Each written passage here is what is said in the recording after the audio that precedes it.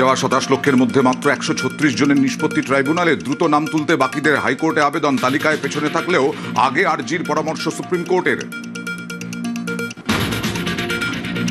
প্রথম দফার ভোট শেষে আসন চ্যালেঞ্জ শাহের। তৃণমূলকে তোপ দেগে বাংলায় পালাবদলের হুঙ্কার।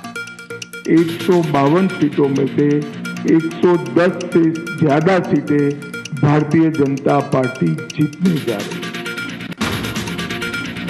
ভোট শেষে উত্তপ্ত নন্দীগ্রাম। গতরাতে সোনাচূড়ায় প্রায় 1.5 ঘন্টা ঘেরাও তৃণমূল প্রার্থী। পরে উদ্ধার বাহিনীর। মোহাম্মদপুরে 3 বিজেপি কর্মীকে মার, গাড়ি ভাঙচুর, এজেন্টকেও আটকে রাখার অভিযোগ। অস্বীকার তৃণমূলের। দাঁতনে তৃণমূলকে সমর্থন করায় মাকে মার। বিজেপিকে ভোট দিতে চাপ। পদ্মকর্মী ছেলের হামলায় মাথা ফাটল মহিলার। থানায় অভিযোগ দায়ের। তদন্তে পুলিশ। মহিলা বিরোধী তৃণমূল। পানিহাটির সভায় চড়া সুর মোদির। আরজি করে নিহত নির্যাতিতার মায়ের সমর্থনে ভোট প্রচারে হুঙ্কার প্রধানমন্ত্রীর। जिस मां ने अपनी बेटी को डॉक्टर बनाया और टीएमसी के महाजंगल राज ने छीन लिया, हर अत्याचार की फाइलें खुलेगी।